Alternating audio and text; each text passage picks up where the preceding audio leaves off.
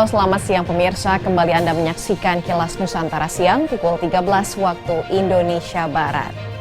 Pemirsa, kabar baik untuk Anda yang tinggal di wilayah ibu kota. Karena sistem integrasi antar moda di bawah jaringan PT Jaklingko Indonesia siap diluncurkan dalam waktu dekat. Ya, transportasi massal ini nantinya semakin mempermudah masyarakat DKI Jakarta yang hendak berpergian di area ibu kota hanya dengan menggunakan satu kartu dan aplikasi yang terhubung langsung dengan Jaklingko. Lain hal di Sulawesi Tengah, di mana Kapolda Sulawesi Tengah Irjen Pol Abdul Rahman Baso bersama jajaran berpatroli udara untuk memantau pergerakan dan mencari sisa-sisa kelompok daftar pencarian orang DPO teroris Poso. Mengingat kondisi medan dari darat masih menjadi kendala Satgas Madagoraya dalam menumpas aksi kelompok DPO teroris Poso. Selanjutnya, menjelang penyelenggaraan olahraga akbar tingkat nasional PON ke-20, pemerintah daerah Puncak Jaya menyiapkan 1 ton kopi mulia sebagai buah tangan bagi kontingen PON Papua. Ketiga berita dapat Anda saksikan pada tayangan ketiga video berikut ini.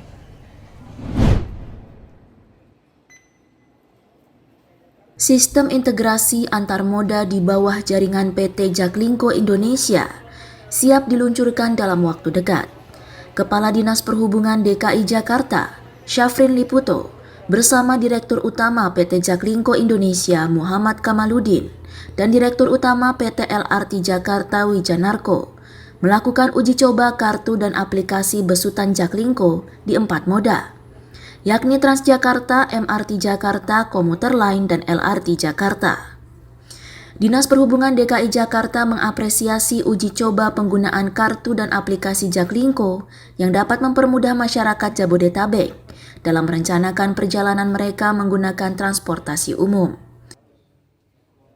Hari ini keseluruhan moda itu kami lakukan uji coba mulai dari moda Transjakarta, kemudian moda MRT, moda KRL atau kasir di dalam hal ini, dan moda LRT. Jadi untuk kartu transportasi pada 4 moda layanan angkutan umum massal ini dari hasil uji coba itu cukup baik terbaca dari sistem pembayarannya. Direktur Utama PT Jaklingko Indonesia, Muhammad Kamaludin mengatakan, fase 1 integrasi antar moda lewat kartu dan aplikasi Jaklingko berjalan sesuai target, yakni pada pertengahan Agustus 2021. Sesuai komitmen, kami akan tidak lanjuti semua catatan dari evaluasi uji coba ini, supaya nanti ketika dilakukan pencanangan atau peluncuran, semuanya dapat berjalan dengan lancar dan baik melayani semua warga Jakarta dalam memenuhi kebutuhan mobilitas di Jakarta. Kamaludin menambahkan integrasi sistem pembayaran transportasi sudah dapat diaplikasikan di 4 moda jaringan Jaklingko, yakni Komuter Line, MRT Jakarta, LRT, dan Transjakarta. Dengan kondisi di DKI Jakarta yang masih menerapkan PPKM level 4 hingga 23 Agustus mendatang, peluncuran kartu dan aplikasi Jaklingko diundur hingga pertengahan September mendatang. Dari Jakarta, Mentari Dwi Gayati, Kantor Berita Antara mewartakan.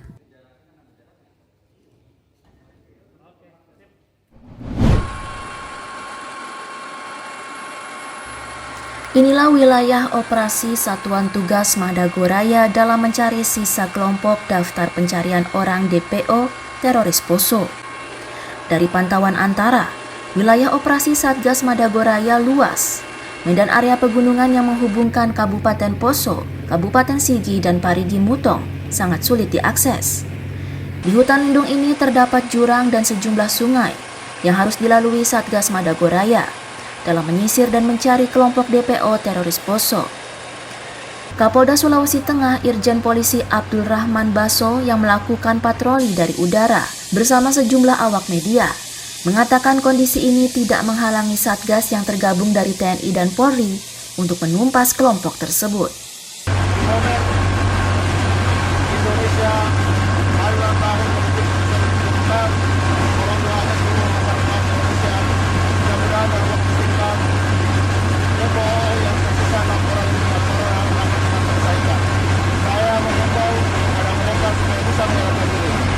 Kalau tidak, hanya melakukan penegakan hukum terukur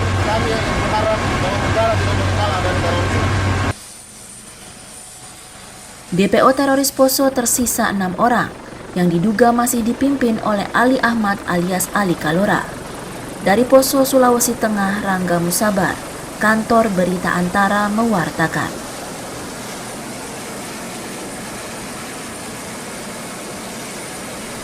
Hari ini Tuhan siapkan waktu cuaca yang bagus. Pemerintah daerah Puncak Jaya, Papua, bekerjasama dengan Panitia Besar Pekan Olahraga Nasional PON ke-20, telah menyiapkan 1 ton kopi mulia sebagai bentuk dukungan menyukseskan pesta olahraga 4 tahunan tersebut. Kopi yang memiliki keunikan rasa dibanding kopi lain ini akan dipasarkan sebagai buah tangan bagi kontingen.